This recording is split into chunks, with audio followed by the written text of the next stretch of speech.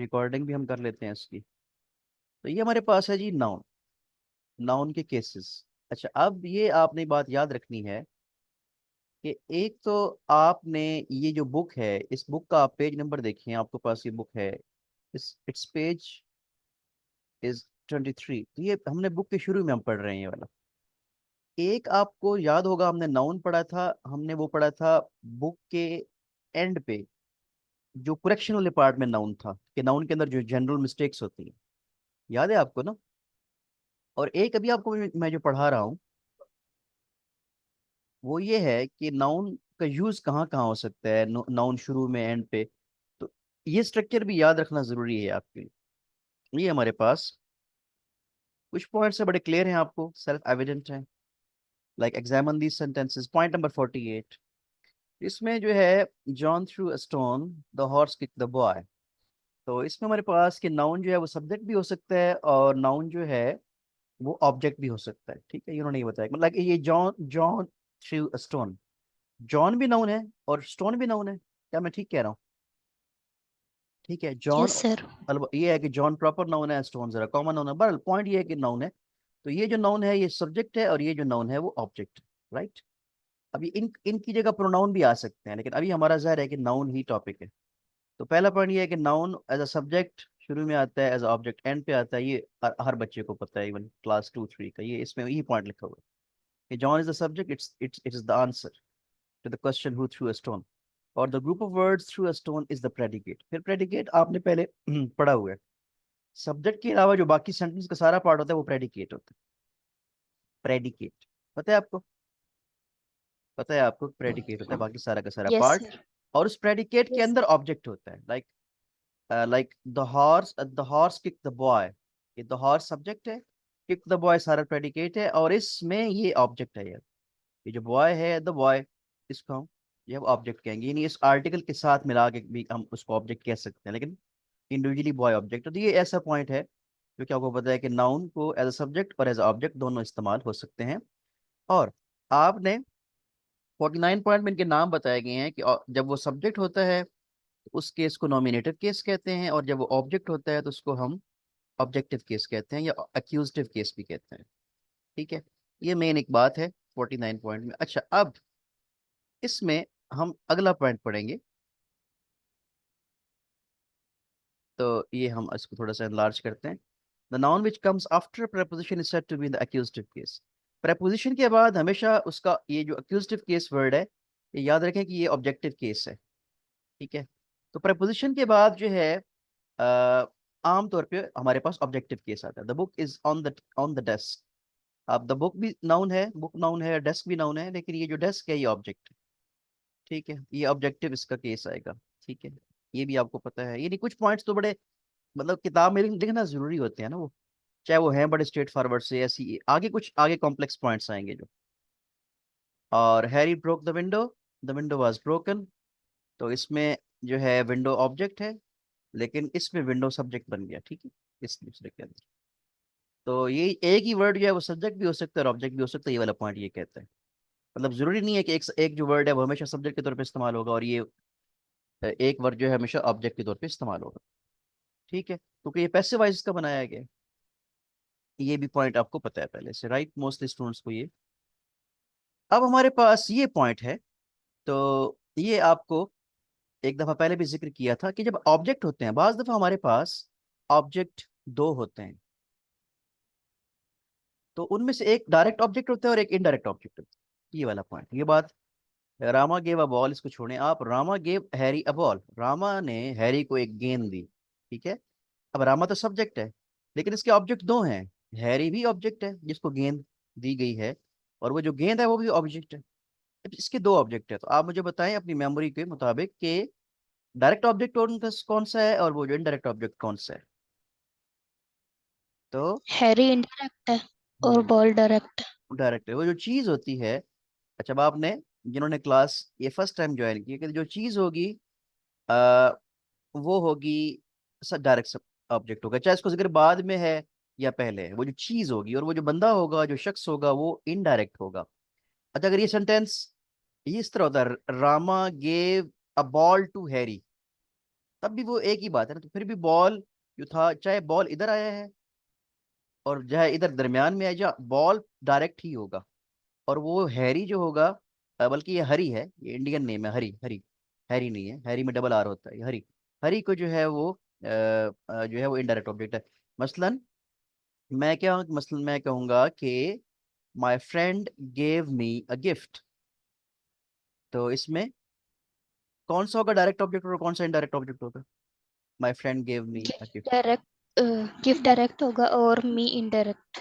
जी ठीक हो गया। तो ये हमारे पास ये डायरेक्ट और इनडायरेक्ट ऑब्जेक्ट का जो है वो लिखा हुआ है। तो इसमें लिखा हुआ है the noun Harry is called the indirect object of the verb give. The noun ball the ordinary object is called the direct object. और ये हमेशा हमेशा होगा, चाहे इसका स्ट्रक्चर जो भी हो ना, चाहे वो बॉल एंड पे आए या जिक्र हो या दरमियान में हो, तो आप उसको जो है उसको डायरेक्ट ही कहेंगे, ठीक है। और ये जो सेंटेंसेस होते हैं, उससे मुझे एक रिलेटेड बात याद आई कि इसमें जिसमें दो ऑब्जेक्ट होते हैं, जब इसका पैसिव वॉइस अगर आपने बनाना हो, तो दोनों में से कोई एक शुरू में लेके आए तो दोनों ठीक होंगे। मतलब बॉल शुरू में लेके आए तब भी ठीक है उसका, अगर आपने पैसिव वॉइस बनाना है। और हैरी अगर आप लेके आए तो वो भी ठीक है। वैसे मेरा ये ख्याल है कि आप जो है ना इनडायरेक्ट को पहले लेके आया करें। अच्छा, अब आप बताएं इसके पैसिव बना सकता है कोई student? Rama gave Harry a ball. तो The ball was given by Rava to Harry. जी, अब बॉल कहें, ठीक है, गुड, शाबाश। और अगर हैरी को शुरू में लाना, फिर कोशिश करें, शाबाश। Harry was given a ball by Rama, ठीक है। तो वो दोनों ठीक है, दोनों। लेकिन ज्यादा बेहतर है कि हैरी लेके आए ना, जो इनडायरेक्ट शुरू में लेके आएंगे तो वो ज्यादा अच्छा स्ट्रक्चर बनता है दोनों ग्रामेटिकली ठीक। Ball was given to Harry by Rama या Harry was given a ball to Rama. तो ये एक मतलब वैसे ग्रामर का एक पॉइंट था, पर वो दोनों ठीक है, they are equally correct. Let's move to the next point. तो इसमें हमारे पास जो है इसका जो जेनेटिव केस होता है, पोसेसिव केस। अच्छा, अब ये जेनेटिव और पोसेसिव केस क्या है? कि ये जो अपॉस्ट्रोफी और एस लगाया जाता है, तो ये आपको पता है कि ये जो होता है वो इंसानों के लिए लगाया जाता है मोस्टली। आपको पता है इस बात का ना? मसलन मैं ये कहता हूँ, ज़रा ये प्रोनाउन में तो चीज़ नहीं आएगी, ठीक है, ये तो नाउन में आएगी, ठीक है। द रामाज अम्ब्रेला, ठीक है, दिस इज रामाज अम्ब्रेला, कि रामा एक बंदा है और रामा का ये अम्ब्रेला है। अच्छा, आपको क्या लगता है कि this is umbrella of Rama, क्या वो भी ठीक है? This is umbrella of Rama, क्या वो भी स्पोकन के लिहाज से ठीक है? किसी हद तक बात समझ आती है ना? आप बताएं मुझे इस बात। Yes sir. बट पॉइंट ये यस है सर। कि वो ग्रामेटिकली इट्स नॉट करेक्ट। आप इंसान के लिए अपॉस्ट्रोफी और एस इस्तेमाल करें, और मसला मैं ये कहूँ कि other than human being like animal है। वैसे एनिमल के लिए बाज़ दफ़ा यूज़ कर देते हैं, लेकिन बेहतर है कि आप एनिमल के लिए ऑफ यूज़ करें। और नॉन लिविंग थिंग के लिए तो आप जो है वो ऑफ ही यूज़ करेंगे मोस्टली। उसमें एक्सेप्शनल केस बार बार आते हैं। मसलन आप उसमें क्या है कि मसलन मैं ये कहता हूँ, आप कॉलेज की ये स्ट्रेंथ है कि ये इसमें 1000 बच्चा कॉलेज के अंदर पढ़ता है, तो मैं उसको स्ट्रेंथ ऑफ कॉलेज कहूंगा या कॉलेज कॉलेज स्ट्रेंथ कहूंगा? तो आपको क्या ठीक लग रहा है?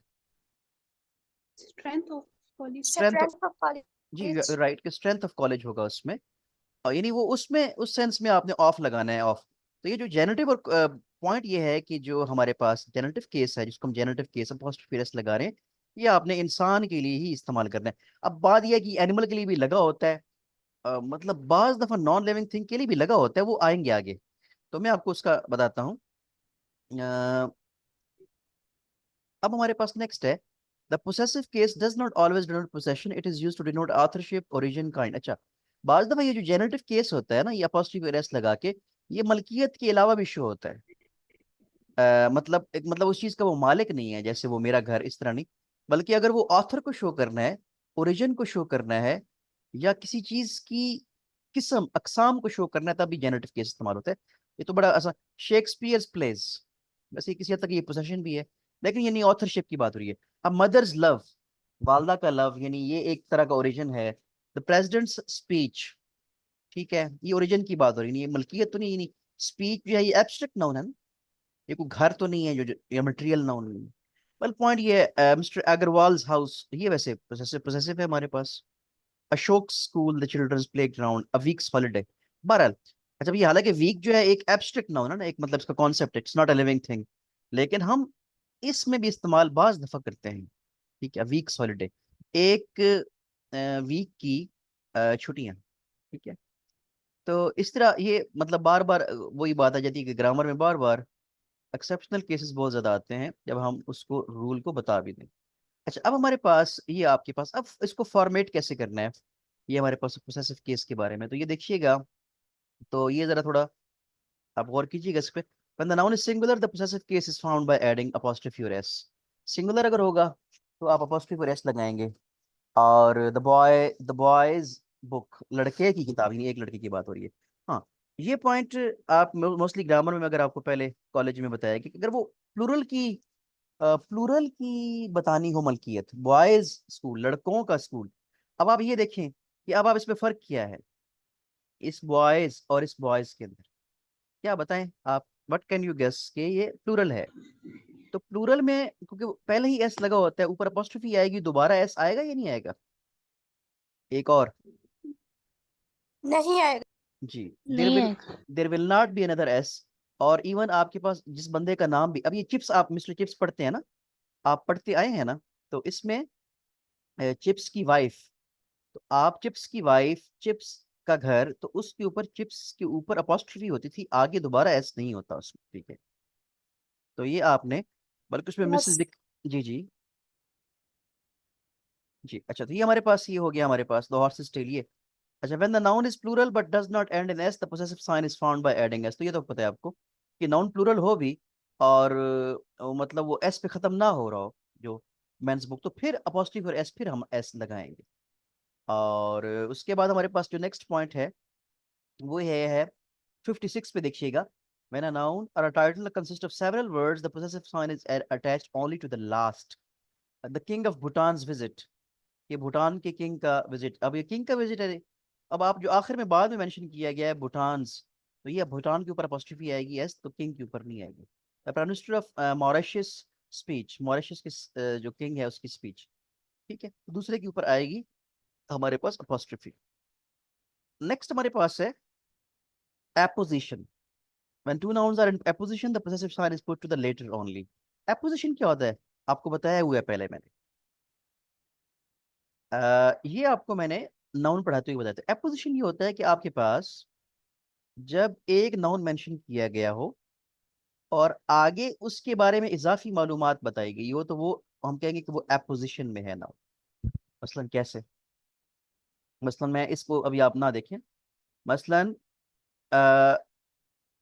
माय फ्रेंड, नहीं, आप और लिख, Aslam the doctor has arrived. Aslam जो कि एक डॉक्टर है, हैज अराइव्ड वो आ गया।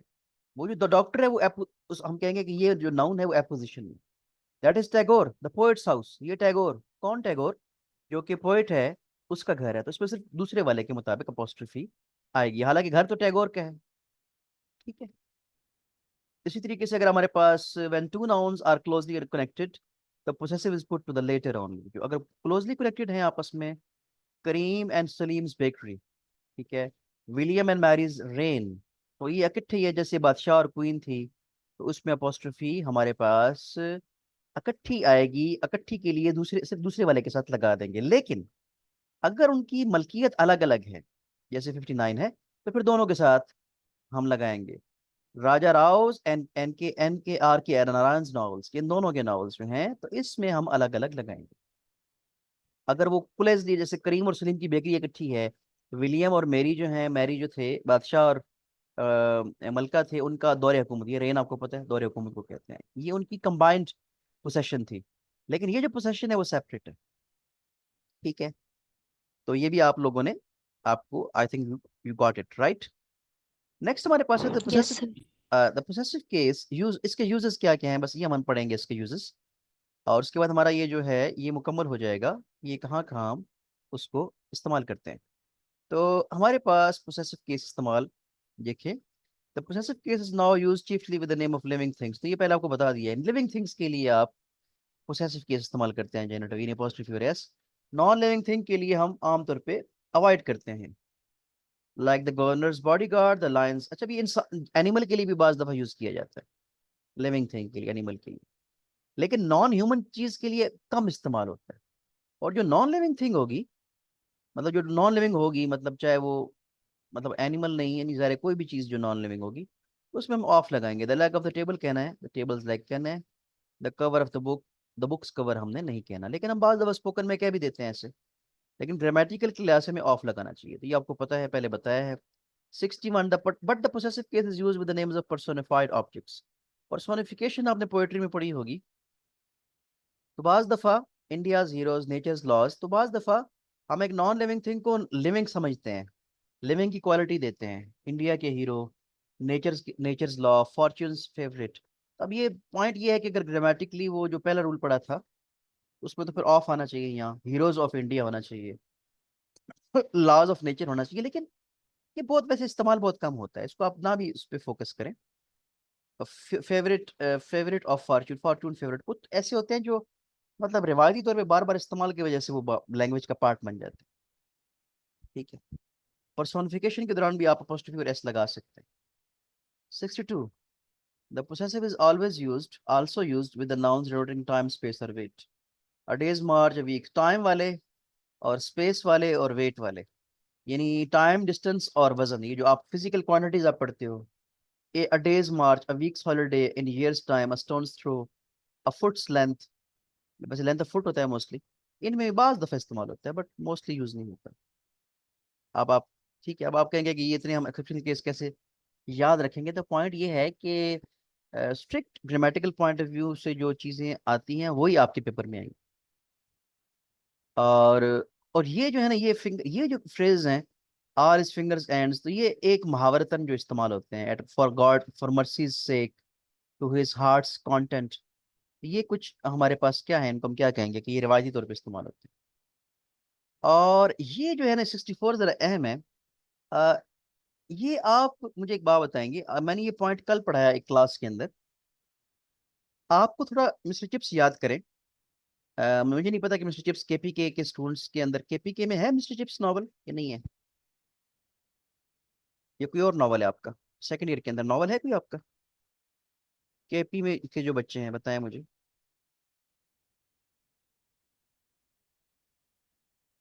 बताएंगे।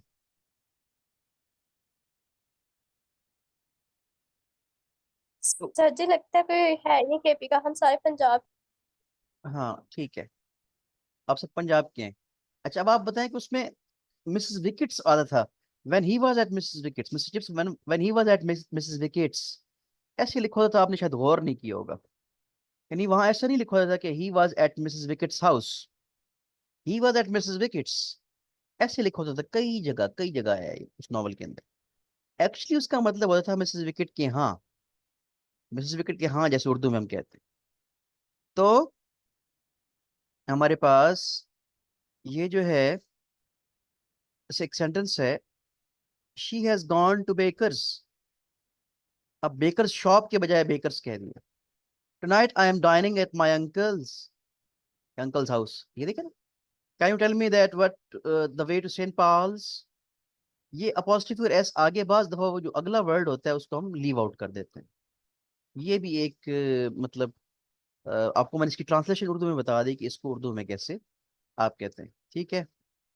इसके अलावा ये जो 65 पॉइंट है वो भी इसी तरह है कि when you are in doubt whether to use a noun in the possessive case or with preposition of, remember that as a general rule, the possessive case is used to denote possession or ownership. Thus, it is better to say the defeat of the enemy than the enemy's defeat, even though no doubt is as to the meaning would arise. अच्छा, वो ये कह रहे हैं कि आप अपनी आसानी के लिए एक पॉइंट याद रखें कि आप ऑफ लगाएं अपोस्ट्रोफी, तो आप बात याद रखें कि जो अपोस्ट्रोफी और एस होती है वो हमेशा वो जो कोई चीज, किसी चीज के आप मालिक हो तो उसके लिए यूज करते हैं। ठीक है। तो हमें अब इसमें डिफीट ऑफ एनिमी यूज करना चाहिए। अब एनिमीज डिफीट यूज होता तो है, लेकिन हम ग्रामर ज्यादा बेहतर ये है कि हम डिफीट ऑफ द एनिमी इस्तेमाल करें, ये पॉइंट है। और यानी वही जो आपको मैंने पहले पॉइंट बताया है वही है कि इन स्ट्रिक्टली जो इसमें मलकियत हो, मालिक हो कोई चीज, और खास तौर पे इंसान है, तो उसके लिए हम यूज करना चाहिए। नेक्स्ट हमारे पास ये एपोजिशन वाले आपको मैं पहले बता चुका हूँ, इस पे हम थोड़ा सा डिस्कशन थोड़ी सी कर लेते हैं।